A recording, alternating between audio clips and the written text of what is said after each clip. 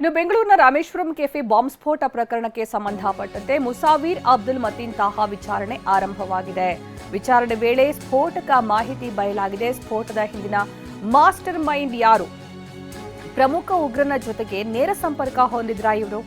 ISIS ಉಗ್ರನ ಜೊತೆಗಿತ್ತ ಬಾಂಬರ್ಗೆ ನೇರ ಸಂಪರ್ಕ. ಸ್ಫೋಟದ ಹಿಂದಿನ ಮಾಸ್ಟರ್ ಮೈಂಡ್ ಯಾರು? ಪ್ರಮುಖ ಉಗ್ರನ ಜೊತೆಗೆ ನೇರ ಸಂಪರ್ಕ ಹೊಂದಿದ್ರಾ? ಐಸಿಸ್ ಉಗ್ರನ ಜೊತೆಗೆ ಇತ್ತ ಬಾಂಬರ್ಗೆ ನೇರ ಸಂಪರ್ಕ. ಉಗ್ರನ ಆಣತಿಯಂತೆಯೇ ಕೆಫೆ ಬಾಂಬ್ ಸ್ಫೋಟ ಏನಾದರೂ ನಡೆಸಿದ್ರಾ? ರಾಮೇಶ್ವರಂ ಕೆಫೆಯನ್ನೇ ಟಾರ್ಗೆಟ್ ಮಾಡಿದ್ದು ಯಾಕೆ? ಇಲ್ಲಿ ಸ್ಫೋಟದ ಹಿಂದಿನ ರಹಸ್ಯದ ತನಿಖೆಗೆ ಇಳಿದಿದೆ ಎನ್ಐಎ. ಸವಾಲು ಎದುರಾಗಿದೆ. ಕೆಫೆಯನ್ನೇ ಟಾರ್ಗೆಟ್ ಮಾಡಿದ ಬಗ್ಗೆ ಎನ್ಐಎಗೆ ಕಾರಣ ಸಿಗ್ತಾ ಇಲ್ಲ. ಯಾಕೆ ಆ ಕೆಫೆಯಲ್ಲೇ ಸ್ಫೋಟ ನಡೆಸಿದ್ರು? ಅದರ ಉದ್ದೇಶ ಏನಾಗಿತ್ತು? ಎನ್ಐಎಗೆ ಕೋಡ್ ವರ್ಡ್ಗಳ ಸಂಭಾಷಣೆ ತುಂಬಾ ಸವಾಲಾಗೋಗಿತ್ತು. ಮುಸಾವೀರ್ ಬಳಿ ಇದ್ದಂತಹ ಎಲೆಕ್ಟ್ರಾನಿಕ್ ಉಪಕರಣದಲ್ಲಿ ಒಂದಷ್ಟು ಕೋಡ್ ವರ್ಡ್ಗಳನ್ನು ಬಳಕೆ ಮಾಡಲಾಗಿದೆ. ಕಾರಣ ಗೊತ್ತಾಗ್ತಾ ಇಲ್ಲ ಎನ್ಐಎಗೆ. ಯಾಕೆ ಕೆಫೆಯನ್ನೇ ಟಾರ್ಗೆಟ್ ಮಾಡಿದ್ರು? ಆ ಕೆಫೆಯಲ್ಲಿ ಯಾಕೆ ಸ್ಫೋಟ ನಡೆಸಿದ್ರು? ಅದರ ಉದ್ದೇಶ ಏನಾಗಿತ್ತು? ಮುಸಾವೀರ್ ಬಳಿ ಇದ್ದಂತಹ ಎಲೆಕ್ಟ್ರಾನಿಕ್ ಉಪಕರಣದಲ್ಲಿ ಕೋಡ್ ವರ್ಡ್ ಬಳಕೆ ಮಾಡಲಾಗಿತ್ತು. ಆ ಕೋಡ್ ವರ್ಡ್ಗಳ ಸಂಭಾಷಣೆ ಇದೆಯಲ್ಲ, ಅದು ಈಗ ಎನ್ಐಎಗೆ ತಲೆನೋವಾಗಿ ಹೋಗಿದೆ. ಎಲೆಕ್ಟ್ರಾನಿಕ್ ಉಪಕರಣದಲ್ಲಿ ಕೋಡ್ ವರ್ಡ್ಗಳನ್ನು ಬಳಕೆ ಮಾಡಲಾಗಿದೆ.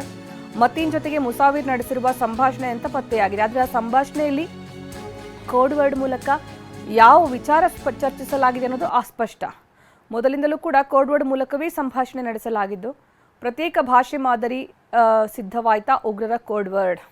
ಯಾಕಂದರೆ ಈ ಕೋಡ್ ವರ್ಡ್ ಇದೆಯಲ್ಲ, ಅದೊಂದು ಭೇದಿಸೋದಕ್ಕೆ ಎನ್ಐಎಗೂ ಕೂಡ ಸವಾಲಾಗ್ತಾರೆ. ಯಾಕಂದರೆ ಅದು ಅವರ ಜಾಲದಲ್ಲಿ ಮಾತ್ರ ಬಳಕೆ ಆಗುವಂತಹ ಶಬ್ದಗಳಾಗಿರುತ್ತೆ.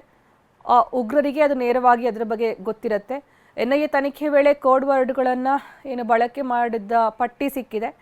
ಅದನ್ನು ಈಗ ಭೇದಿಸುವಂತಹ ಕೆಲಸ ಆಗ್ತಾ ಇದೆ. ವೃದ್ಧಾಶ್ರಮದಲ್ಲಿ ಕನ್ನ ಹಾಕಿದ್ದ ತಂದೆ ಮಗನ ಬಂಧನವಾಗಿದೆ. 1 ಕೆಜಿಗೂ ಅಧಿಕ ಚಿನ್ನಾಭರಣ, 2 ಕೆಜಿ ಬೆಳ್ಳಿ, 21 ಲಕ್ಷ ಜಪ್ತಿ ಮಾಡಲಾಗಿದ್ದು, ಬಂಧಿತರಿಂದ ಬೆಲೆ ಬಾಳುವ ಚಿನ್ನ ಬೆಳ್ಳಿ ಆಭರಣ ನಗದನ್ನು ಜಪ್ತಿ ಮಾಡಲಾಗಿದೆ. ಮಿರ್ಜಾದಾದ ನೂರುದ್ದೀನ್ ಪುತ್ರ ಸೈಯದ್ ಬಂಧಿತರಾಗಿದ್ದಾರೆ. ಬೆಂಗಳೂರು ಉತ್ತರ ತಾಲೂಕಿನ ಕಡಬಗೆರೆಯಲ್ಲಿ ಘಟನೆ ನಡೆದಿತ್ತು. ಏಪ್ರಿಲ್ 10ರಂದು ವೃದ್ಧಾಶ್ರಮಕ್ಕೆ ಖದೀಮರು ಕನ್ನ ಹಾಕಿದ್ರು.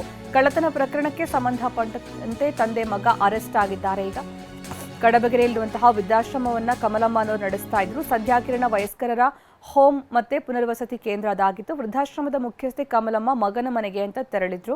ಯುಗಾದಿ ಹಬ್ಬಕ್ಕೆ ಬೆಂಗಳೂರಿನ ಮಗನ ಮನೆಗೆ ಬಂದಿದ್ದಾಗ ಕೋಟ್ಯಾಂತರ ರೂಪಾಯಿ ಬೆಲೆ ಬಾಳುವ ಚಿನ್ನಾಭರಣ ನಗದನ್ನ ಕದಿಯಲಾಗಿದೆ. ಆಶ್ರಮದಲ್ಲಿ ಕ್ಲೀನಿಂಗ್ ಕೆಲಸ ಮಾಡ್ತಾ ಇದ್ದ ಆರೋಪಿ ಸೈಯದ್ ತಂದೆ ನೂರುದ್ದೀನ್ ಜೊತೆಗೆ ವೃದ್ಧಾಶ್ರಮಕ್ಕೆ ಕನ್ನ ಹಾಕಿ ಕಳ್ಳತನ ಮಾಡಿದ್ದಾನೆ. ಬಳಿಕ ರೂಮ್ ತುಂಬಾ ಖಾರದ ಪುಡಿ ಎರಚಿ ಸಾಕ್ಷ್ಯ ನಾಶ ಮಾಡಿದ್ದಾನೆ. ಸಿಸಿ ಕ್ಯಾಮೆರಾ ದೃಶ್ಯ ಆಧಾರದ ಮೇಲೆ ಆರೋಪಿಗಳಿಬ್ಬರನ್ನ ಬಂಧಿಸಲಾಗಿದೆ. ಮಾದನಾಯಕನಹಳ್ಳಿ ಪೊಲೀಸ್ ಠಾಣೆಯಲ್ಲಿ ಪ್ರಕರಣ ದಾಖಲಾಗಿದೆ. ಇನ್ನು ಪ್ರಕರಣ ಭೇದಿಸೋದಕ್ಕೆ ವಿಶೇಷ ತಂಡವನ್ನು ರಚಿಸಲಾಗಿತ್ತು. ಜಿಲ್ಲಾ ಪೊಲೀಸ್ ವರಿಷ್ಠ ಮಲ್ಲಿಕಾರ್ಜುನ ಬಾಲದಂಡಿ ತಂಡ ರಚನೆ ಮಾಡಿದ್ದರು.